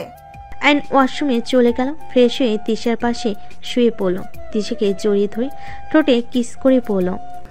এত সাবধান থাকার পরও সেই তোমার মামা নিজেদের প্ল্যান সাকসেসফুল করলো। ওদের অভিনয় মারাত্মক। তিশা, তোমাকে আগামীকাল একটা জায়গায় নিয়ে যাব। কোথায়? থাক, সময় আসুক, ঘুমাও। আইন তিশাকে বুকে জড়িয়ে ধরে ঘুমিয়ে গেল। সকালে দুজন উঠে ফ্রেশ হয়ে নিচে গেল। দাদিমা আইনের দিকে তাকি না দেখার ভান করে নিজের কাজ করতে লাগলো। আইন দাদিমার পাশে বসলো। আইন ওর দাদিমার কোলে মাথা দিলে সবাই বেশ অবাক হয়ে যায়। আইন ওর দাদিমাকে বলল, দাদিমা আমার উপরে রেগে আছেন? রেগে থাকেন না, আগামীকাল ভিতরে আপনার জন্য সারপ্রাইজ আছে। আমার জন্য দোয়া করেন, আমি যেন আপনাকে সারপ্রাইজগুলো দিতে পারি। কিসের সারপ্রাইজ দিবে শুনি? আরো লুচ্চামি করা বাকি আছে নাকি? বৌমা চুপ করবে? তুমি শাশুড়ি হয়ে এসব কথা কিভাবে বলো? আইন উঠে দাঁড়িয়ে বলল, ডিয়ার শাশুড়ি আম্মু, অনেক তো সুখে থাকলেন, আপনাকে এত সুখী দেখতে ভালো লাগছে না। কি বলতে চাও? সময় হোক, যাই হোক তিশা, আমি বাহিরে যাচ্ছি, আমার আসতে সময় লাগতে পারে। কোথায় যাবে? একটু কাজ আছে। আয়ন কথাটা বলে যেতে লাগলো। তিশার আম্মু মনে মনে হাসতে হাসতে বলতে লাগলো, ডিয়ার জামাই বাবা, তোমার যে জীবনের শেষ দিন আজ। যাও যাও, বের হও, তোমার লাইফে তুমি জান্নাত দেখতে পাবে। আয়ন বাহিরে চলে গেল। রাস্তা দিয়ে হেঁটে বাস কাউন্টারের দিকে যেতে লাগলো। কিছু দূর হাঁটতেই হঠাৎ করে পিছন থেকে একটা ট্রাক এসে আয়নকে ধাক্কা মেরে দিল। আয়ন ছিটকে পড়ে গেল। আয়ন রাস্তায় পড়তেই রক্ত দিয়ে ভেসে যেতে লাগলো। আয়ন চোখের সামনে মানুষের ভিড় দেখতে লাগলো। আস্তে আস্তে আয়নের চোখ বন্ধ হয়ে গেল। 3 বছর পর। আম্মু দেখি দেখি কান্না করে না। এই তো কান্না করলে হয়। তুমি আমার ভালো আম্মু না? দাদিমার কথা শুনে বাচ্চা মেয়েটা কান্না থামিয়ে দাদিমার কথা শুনতে লাগলো। দাদিমা কাজের বুয়াকে বলল, তোমাদের কাছে রেখে গিয়ে কোনো লাভ হয়েছে? কান্না করছে এতক্ষণ ধরে, তোমাদের কোনো খেয়াল নাই। দাদিমার কথা শুনে কাজের মহিলা বলে, ম্যাম, আমরা অনেকক্ষণ ধরে চেষ্টা করছিলাম, বাট আপনি তো জানেন এই আপনাকে ছাড়া থাকতে পারে না, সারাদিন কান্না করে। ওর খাবার নিয়ে আসো। বাচ্চা মেয়ে আয়ডার খাবার দিলে দাদিমা খাওয়াই দিতে লাগলো। দাদিমার চোখ দিয়ে পানি পড়ে মেয়েটা কান্না করতে করতে বলে, বড় আম্মু, তুমি আমাকে ছেড়ে কাজে যাও কেন? আমার এখানে একা থাকতে ভালো লাগে না। বাচ্চা মেয়েটার কপালে চুমু দিয়ে বলে, আম্মু, আমার তো অফিস আছে, কাজ না করলে কি চলবে বলো? আচ্ছা, আজ থেকে আমি তোমাকে নিয়ে যাব, আমি যেখানে যাই। দাদিমা বুঝিয়ে আয়রাকে শান্ত করে খাওয়া শেষ করে রুমে গেল। আয়রা বিছানায় বসে খেলতে লাগলো। দাদিমা ফ্রেশ হয়ে নিল। দুজন বসে খেলা করতে লাগলো। হঠাৎ করে কারোর কণ্ঠ শুনে দাদিমা আয়রাকে নিয়ে বসের ঘরে গেল। বসের ঘরে যেতেই দাদিমা থমকে গেল। আয়নকে দেখে দৌড়ে গিয়ে জড়িয়ে ধরে কান্না করতে লাগলো। দাদিমা বলতে লাগলো, আয়ান, তুমি বেঁচে আছো? তুমি বেঁচে থাকলে আমরা যাদের কবর দিলাম ওইটা কে ছিল? পরে বলছি দাদিমা, শান্ত হন। দাদিমা, তিশা কোথায়? ওকে তো দেখছি না। তিশা জেলে। কি জেলে মানে? বসো, আমি বলছি। আগে বলো, তুমি বেঁচে আসো তাহলে 3 বছর কোথায় ছিলে? আমার অ্যাক্সিডেন্ট হইলে আমাকে নাকি হসপিটালে নিয়ে যাওয়া হয়েছিল। আমার কিছু লোক, ওরা আমার এই অবস্থার খবর শুনে আমাকে ওইখান থেকে সরিয়ে অন্যজনের লাশের মুখ নষ্ট করে দিয়ে আমার পোশাক পরিয়ে দেয়। ওইখানে রেখে আমাকে নিয়ে চলে এসেছিল। আর আমি মেন্টাল হসপিটালে ছিলাম। আমার মাথায় আঘাত লাগায় আমি কিছু মনে হতে পারছিলাম না। 14 দিন ধরে আমি মোটামুটি সুস্থ হয়েছি। আমি সময় নষ্ট না করে দেশে চলে এসেছি। কি বলছো? আর ওইদিকে তিশা তোমাকে হারিয়ে ওর মামাকে খুনি ভেবে ওকে খুন করে আজ জেলে। প্রতিনিয়ত নিজেকে তিলে তিলে শেষ করে দিচ্ছে। আমি জেল থেকে বের করার চেষ্টা করেছি, ওই হতে দিচ্ছে না। এইসব কি বলছেন? আমি তিশার কাছে যাব। আর এই পিচ্চিটাকে? তোমার তিশার সন্তান। আয়ান আয়রাকে কোলে তুলে জড়িয়ে ধরে সারা মুখে চুমু দিতে লাগলো। আয়রা শুধু দাদিমার মুখের দিকে তাকিয়ে থাকতে লাগলো। আয়রা বলে, আম্মু, এই আঙ্কেলকে আমাকে এত আদর কেন করছে? ওইটা তোমার আব্বু। আয়রা জড়িয়ে ধরে বলে, আব্বু, তুমি আমাকে ছেড়ে আম্মুকে ছেড়ে কোথায় চলে গেছিলে? তুমি কি জানো না আম্মু তোমার জন্য কত কান্না করে? সরি আম্মু, আর এমন ভুল হবে না।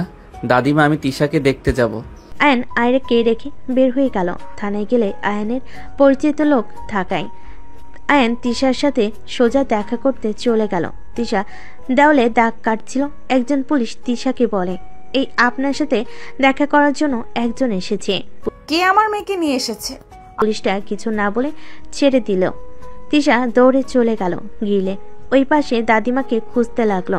কিছুক্ষণ খোঁজাখুঁজির পর যখন পুলিশ মহিলাটা তিশাকে এখানে দেখে তখন বলে, আরে আপনি যান নাই, এখানে কি করেন? আমার সাথে আসেন। তিশা পুলিশ মহিলাটার সাথে চলে গেল। একটা রুমে গেলে তিশা দেখে একটা ছেলে মানুষ পুলিশের সাথে কিছু বলছে। তিশা চলে যেতে নিলে আয়ন পিছনে ঘুরে তাকিয়ে বলল, তিশা।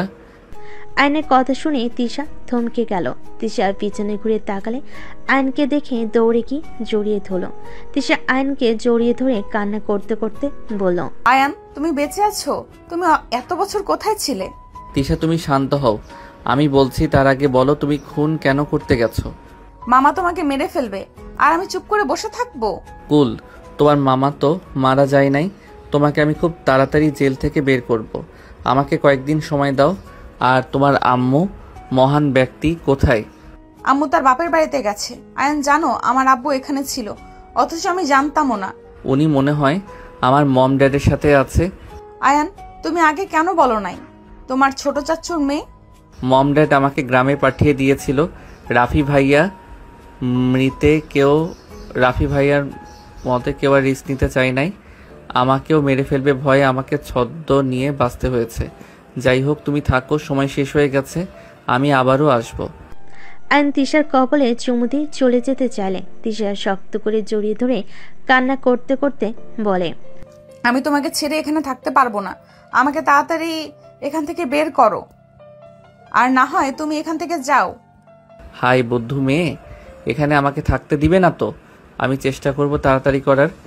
আয়ন তিশার কপালে চুমু দিয়ে বের হয়ে গেল। তিশা আয়নের চলে যাওয়ার দিকে তাকিয়ে থাকলো।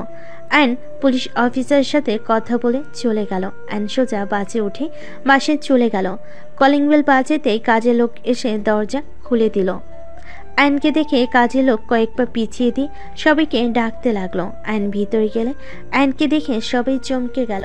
আয়নের মম দৌড়ে এসে জড়িয়ে ধরলো। আয়নের সারা মুখে চুমু দিয়ে বলল, আয়ান বাবা, আমরা বেঁচে আছোস? আয়ান, এতদিন কোথায় ছিলি? ছাড়ো তো মম।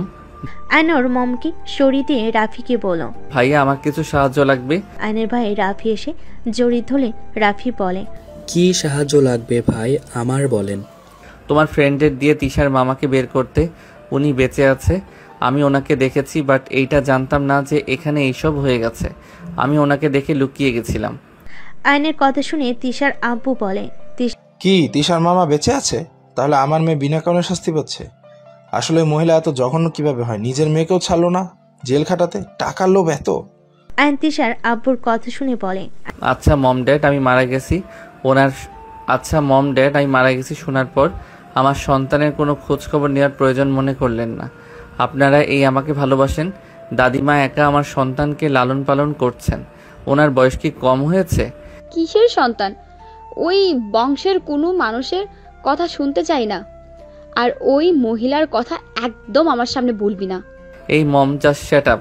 আপনার অনেক কথা শুনেছি, আপনি নিজেও কম না।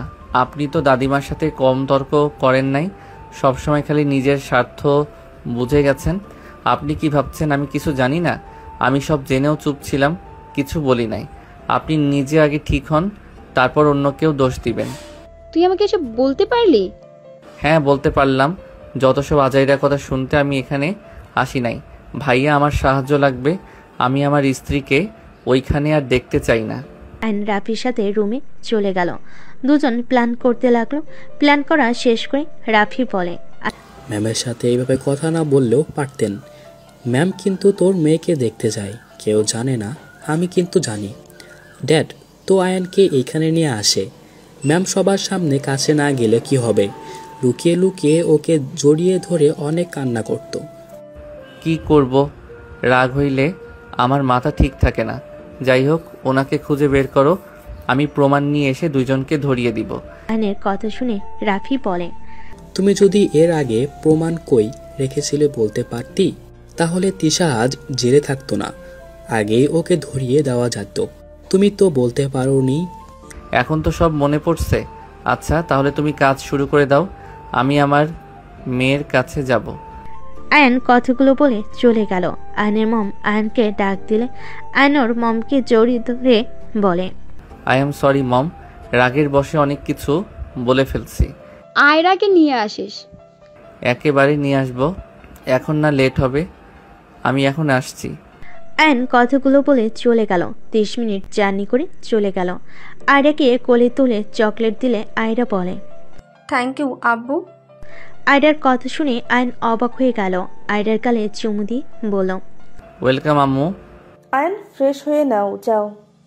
আয়ন আয়রাকে নিয়ে চলে গেল। রুমে গিয়ে পুরনো দিনের স্মৃতি মনে করতে লাগলো। আয়রা এই রুমে এসে বলে, আব্বু, তোমার সাথে ওই আন্টিটা কেন? আমি তো ওই আন্টিকে থানায় দেখেছিলাম। পুলিশ আঙ্কেল ওনাকে ধরে রেখেছে। আন্টি আমাকে অনেক ভালোবাসে, আমিও আন্টিকে ভালোবাসি। কিন্তু পুলিশ আঙ্কেল আন্টিকে আমার কাছে থাকতে দেয় না। ওইটাই তোমার আম্মু হয়, আন্টি না। তুমি থাকো, আমি গোসল করে আসি। আয়ান লাগেজ থেকে শার্ট প্যান্ট বের করে ওয়াশরুমে চলে গেল। গোসল করে বের হয়ে আয়রার সাথে খেলা করতে লাগলো। 3 দিন পর আয়নের ফোন বেজে উঠল। আয়ন আয়রাকে দাদিমার কাছে রেখে রাফির সাথে কথা বলে। তিশার নানা বাড়িতে চলে গেল। আয়ন সদর দরজা দিয়ে ভেতরে ঢুকতেই রাইসা চমকে গেল। আয়ন সোফায় বসে পড়ল। হাই ডিয়ার বউ, কেমন আছো? আয়নের কথা শুনে সবাই অবাক হয়ে গেল। রাইসা কাঁপতে লাগলো। আয়ন বলে ওঠে, আরে বউ, আমার এইভাবে তাকিয়ে আছো কেন? আমার ফুপি শাশুড়ি কই? আর শ্বশুর মশাই, এই শ্বশুর মশাই কোথায় আপনি?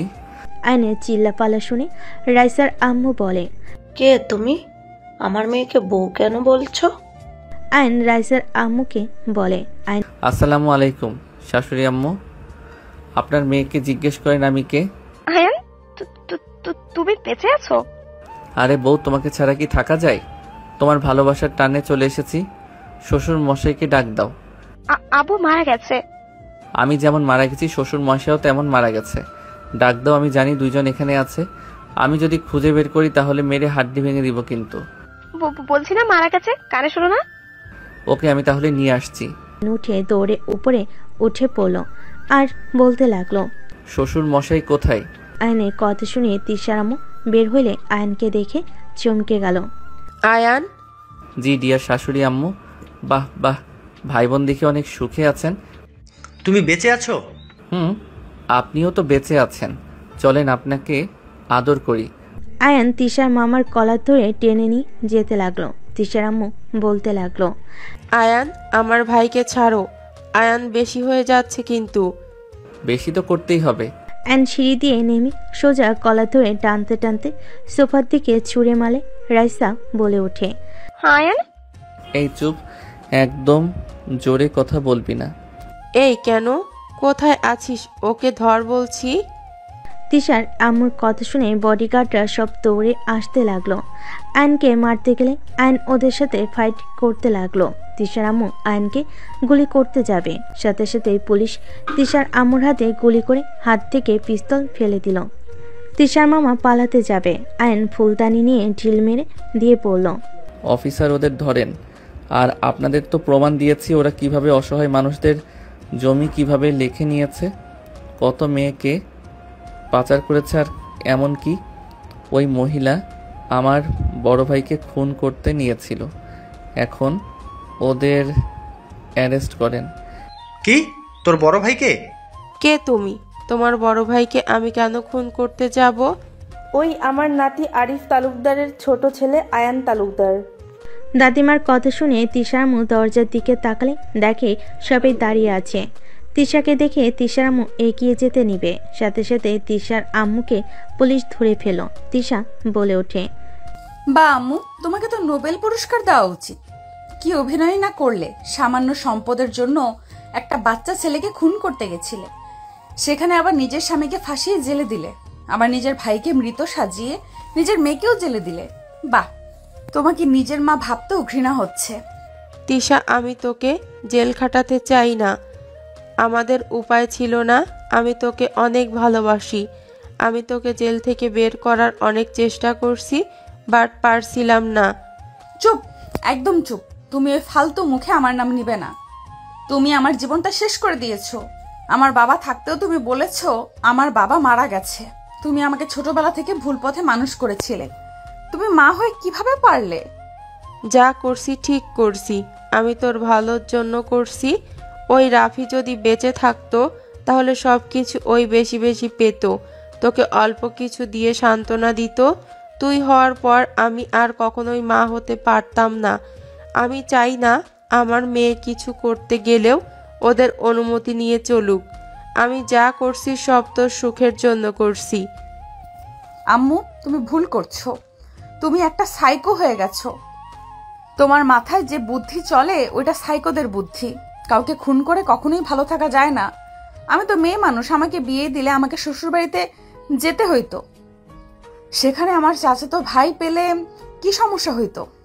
তুই আয়ানের প্রেমে অন্ধ হয়ে গেছস। তুই জানোস না ওই আয়ানের মা কতটা স্বার্থপর মহিলা। তোর দাদিমাকে বয়স করে একদিন আমাদের ঠিক বের করে দিত। আমি চাই নাই আমরা কারো কথা শুনি। তোর বাপ পর্যন্ত ওই আয়ানের আম্মুর কথা মতো চলে। তোর বাপ কখনোই আমার কথা শুনে নাই। ওরা যা বলে তাই শোনে। আমি যে ওর স্ত্রী, ওর কোনো খেয়াল থাকতো না। সেখানে তুই বল আমি কি করতাম? আমি আমার মেয়েকে ওদের চাকরানি হতে দিব না। তাই আমি যা করছি বেশ করছি। তিশার আম্মুর কথা শুনে আয়ন বেশ অবাক হয়ে গেল। আয়ন তিশার আম্মুর দিকে তাকিয়ে বলল, এখানে তো ভুল আমি চাচ্চুর দেখছি। বড় আম্মুর কথায় যুক্তি আছে। বউ যেমন হোক, নিজের বউকে যদি কোনো মূল্য না দেওয়া হয়, বউ তো উল্টাপাল্টা কাজ করবেই। আপনাকে জেল খাটিয়ে ভালো করছে। তিশা কতটা ভয়ঙ্কর মেয়ে আপনার কোনো ধারণা আছে? আমি ওকে পরিবর্তন হতে বাধ্য করেছি। আজ দেখেন ওই কত পরিবর্তন হয়েছে। আজ বড় আম্মুর সাথে ওই থাকতো। স্বামী যদি ভালো না হয় সেই নারী খারাপ হবে না তো কে হবে? আর ভাইয়ের বউয়ের কথা এত শোনা লাগবে কেন? আয়নের কথা শুনে তিশার আপু বলে, ওই আমাকে উল্টাপাল্টা বুদ্ধি দিত, যেটা আমার ভালো লাগতো না। আর বৌমা সবসময় যুক্তি নিয়ে কথা বলতো। বৌমাকেও যতটাই খারাপ ভাবে, বৌমা তেমন না। বৌমা রাগী আছে, বাট উনি কারো ক্ষতি কখনোই চায় না। হ্যাঁ, আমি মানছি এখানে ভুল আমারও আছে, আমি দোষী। বাট ওই কিভাবে রাফিকে মেরে ফেলতে নিল? সেদিন কুত্তোয়া থেকে যদি আহমেদ বের করে নিজের কাছে না রাখতো তাহলে কি হইতো? আমি রাফিকে পুকুরে ধাক্কা দেই নাই, ওই পড়ে গেছিল। আমি শুধু ওকে তুলতে গিয়ে না তুলে চলে গেছিলাম। আমি জানি না আমার কি হয়েছিল। পরে আমি নিজের ভুল বুঝতে পারি। রাফি ভাইয়া, তোমার কি মনে হয় বড় আম্মুর উপরে তোমার রাগ আছে? এখানে বড় আম্মুর দিকে ধরতে গেলে সবাই কম দোষী না। হ্যাঁ মানছি উনি অনেক ভুল করছে। রাফি ভাইয়া পুলিশকে বলে, ওনাকে ছেড়ে দেন, আমার কোনো অভিযোগ নেই। তিশার আম্মুকে ছেড়ে দিল। রাইসা বলে, আয়ান, আমার আব্বুকে ছেড়ে দিতে বলো। জীবনেও না। তোমার আব্বু যা করছে সেখানে ছেড়ে দেওয়া তো দূর, বউ বাচ্চা না থাকলে তোমার বাপকে খুন করতাম আমি। ওনাকে নিয়ে যা। আয়নের কথাই পুলিশ নিয়ে চলে গেল। তিশার আম্মু তিশার কাছে গেলে তিশা রাগ করে চলে গেল। তিশার আম্মু তিশার পিছন পিছন যেতে লাগলো। সবাই ওদের পিছন পিছন গেলে তিশার আম্মু তিশাকে পিছন থেকে জড়িয়ে ধরে বলে, প্লিজ আমাকে ক্ষমা করে দে। আমি সত্যিই চাই নাই তোর সাথে এমন কিছু হোক। আমি লুকিয়ে তোকে ছাড়ানোর চেষ্টা করছি, বাট পারি নাই। আমি তোকে কতটা ভালোবাসি তুই তো জানিস। প্লিজ আমাকে ক্ষমা করে দে মা। ছাড়ো আমাকে, আমি কোনো খুনি মায়ের সাথে থাকতে চাই না। এই এত পাট নিও না, নিজে কম ভালো মানুষ। কি বলতে চাও? গোড়ের ডিম, এত ঝামেলা ভালো লাগছে না।